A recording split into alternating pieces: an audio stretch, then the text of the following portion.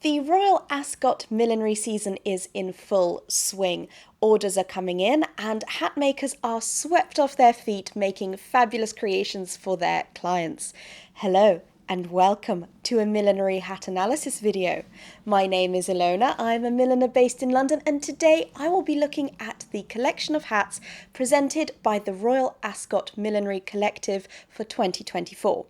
So, put your glamorous dresses on and bring your binoculars out and let's get started.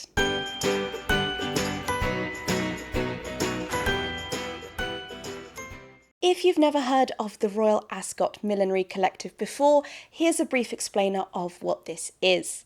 12 designers are chosen to create bespoke hats to reflect their signature styles. These hats aim to inspire racegoers to explore millinery and support the industry. Their mission statement says that this year's designs feature innovative crafting methods combined with sustainable practices. I personally prefer to look at hats purely from an aesthetic and how it's made angle rather than relying on the marketing blurbs. If this sounds interesting to you, please consider liking and subscribing for more millinery analysis videos. And now let's dive right in and look at hat number 1, called Cherry on Top by London-based milliner Jess Collette. The base is a light pink disc style made from sisal waffle straw, which is the same type of straw I use in my Bow Me Away model. It has a gorgeous open waffle weave on the brim, which gives the hat a lovely light airiness. This is emphasised by Jess's use of burgundy cock feathers that are delicately placed in a singular fashion on the open waffle brim. Imagine the romantic flutter of these feathers in a gentle summer breeze on Royal Ascot's Ladies' Day. This hat is absolutely stunning and is definitely a case for the simpler the better. New York-based milliner Evetta Petty's hat, the Blue Note, looks like it might be a braid or plait-based hat made by sewing strips of material into a hat shape. The finished result has been shaped into a light blue gramophone-style piece adorned with 2 giant oversized ivory cabbage roses. Evetta does say that she's inspired by the special relationship between the Harlem community hats and jazz, and I certainly feel like this hat is singing beautiful jazz music. Stephen Jones has created a burgundy mini topper using a mesh material which is usually paper-based. It is another light and airy design trimmed with cock feathers. These feathers have been trimmed into points and have gold tips. Gold tips such as these can be achieved by either painting the feathers in metallic paints or covering them in real gold leaf. I find this design to be remarkably similar to Jess Collette's Cherry on Top hat, with a similar open weave base and singularly placed cock feathers. However, Stephen's design is more grounded due to its mini top hat shape and adds a powerful, strong element by embellishing the light feathers with the heavy gold tip. Alison Todd Millinery's design, called Jacqueline Violetta, reminds me of giant Edwardian and Belle Epoque hats. It features a large cinnamon brim, which is draped in swathes of blue-violet tulle and trimmed with a twisted chocolate brown ostrich feather.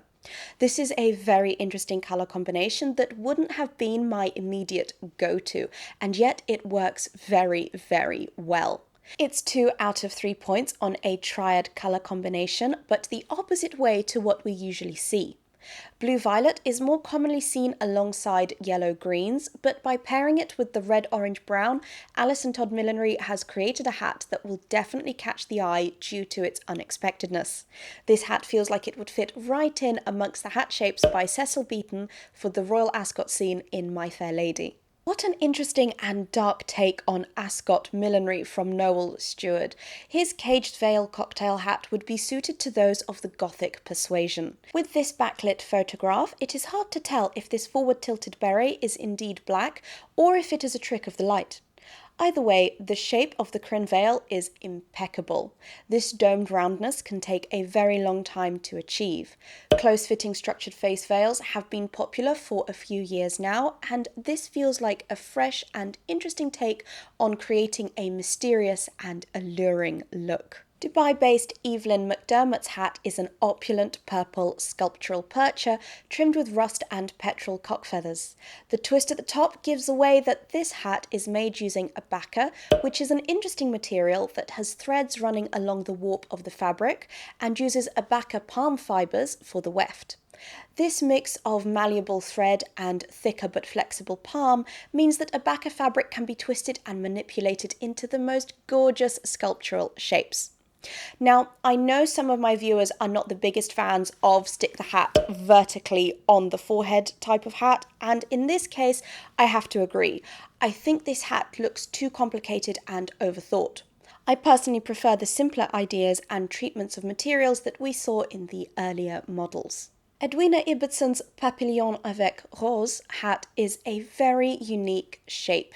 It is a radial wireframe structure adorned with fabric butterflies and flowers. This piece is sticking to some of the trends we've seen already, a little gothy and dark whilst being simultaneously light due to its structure. The addition of the veil covering the cinemae parts of the hat is a lovely way to add texture to a hat without weighing it down. I love doing this myself, as you can see on my luxuriant lilies model, which this year is available in a one-off purple and gold colour, as well as my usual green and white. You can purchase those hats as well as the one you see me wearing right now from the links in the description box. A1 Golding's hat Hussar is a feminine, lightweight take on a military bicorn style. It looks like it is organdy or organza fabric folded into shape by a wire frame. It is trimmed with a pleated crin cockade and a satin ribbon fastened with a gold button. Now, let's compare this hat to Napoleon's actual bicorn. I love that you can see the wire that is holding the shape of the brim stitched rather haphazardly on the original. We've got the tricolour cockade, which on A1's hat is done in pleated crin. On Napoleon's hat, it would have been a striped ribbon pleated into a circle. We've also got the ribbon held down by a button. On an ornate portrait of Napoleon, the ribbon and button are very gaudy looking in gold, but I love how A1 has taken the gold-coloured brass buttons that are very military and used it as the only colour accent in her hat. Notice how it's placed directly above the eye as the hat is tilted. This will draw the viewer's eyes to the eyes of the wearer. Here's a fun fact about bicorns. They're actually meant to be worn with the corners pointing forwards and backwards, just as Princess Anne does with her military uniform. However, Napoleon wanted to create a distinguishable silhouette on the battlefield, and so wore his hat in alignment with his shoulders. Carol Kennelly's Harlow hat looks like it should be on the head of a chorus line girl. It is fantastically whimsical, using majestic ostrich feathers that have been burnt or stripped crosswise to the barbs. The effect is almost of a striped feather. Pieces like this really come alive with movement, either as the wearer walks or as a gentle wind blows. I think in the case of this photo, even though the model is showing some movement, a still image cannot give this hat justice. Nicole Tursi's Hypnotica is yet another Gothic piece. It features silvery metallic fabric covering a swirly wire structure. I would call this quite an avant-garde hat, definitely designed for the braver wearers. It is by no means the classic style of Ascot hat. The hat wearing requirements have been relaxed for this year's Royal Ascot. Previously, hats such as this may not have been permitted in the fancier enclosures due to needing to sit on a base of at least 10 centimetres. This year, only the Royal enclosure is enforcing this rule. The Queen Anne and Village enclosures require a hat or a fascinator of any size, and the Windsor enclosure doesn't require a hat at all. You can see what I think about all these racing dress code relaxations here in my Cheltenham Hats Roundup video. If you like sparkles, this is the hat for you. Jane Taylor's Astrea is a riot of light-reflecting crystals. I would be worried that this would be blinding in the summer sunshine. This is a plate or platter-shaped hat made out of peachy pink cinemae with a loopy twisty cinemae trim. All I can think about when I look at this hat is the amount of hours it must have taken to apply so many crystals. There's a mix of shapes and sizes which will all reflect light in different ways. I've spoken about hats that need to be viewed in motion from this collection, and whilst this one doesn't have feathers, the reflections from the crystals will be stunning when this hat is in motion. Usually I would say that anything with this level of sparkle should be resigned to evening wear, but on this occasion I think this hat is an exception. Rafa Peinador's reinvention uses a wireframe structure to create a steeple-shaped crown with a flat brim. This hat is a little lost on me. It's not a style or shape that I'm used to seeing. So on the one hand, it's very unique, and on the other hand, I think its individuality makes it seem inaccessible to wear. I wouldn't even know what outfit to suggest to wear with this style of hat. I think it's my least favourite out of the whole millinery collective. I'd like to leave you with some passing thoughts I had whilst reading this year's Millinery Collective leaflet. Something that I appreciate in the photographs of all these hats is that they are modelled with the shoulders covered.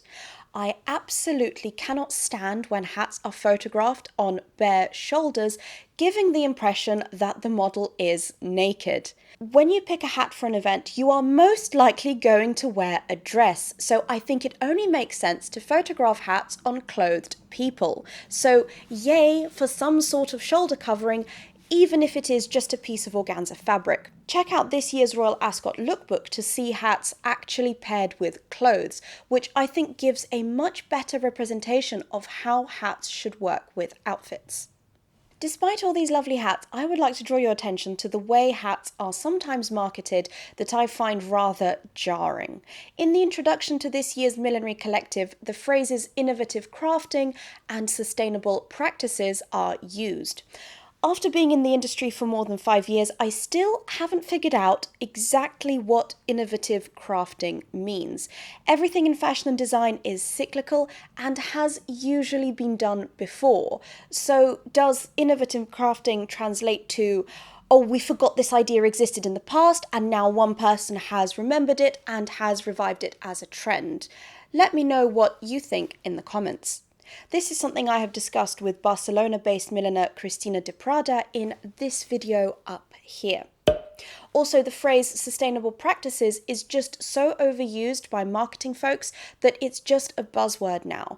Everything in small-scale handmade millinery has always been sustainable due to many hat makers' preferences in using vintage materials anyway. How do you feel about these marketing phrases? Are you as fed up of seeing these everywhere as much as I am? Do let me know in the comments. I hope you have enjoyed my thoughts on this year's Royal Ascot Millinery Collective, and as always, I want to know which was your most and least favourite. Thank you so much for watching, liking and subscribing, and I will see you next time. Bye!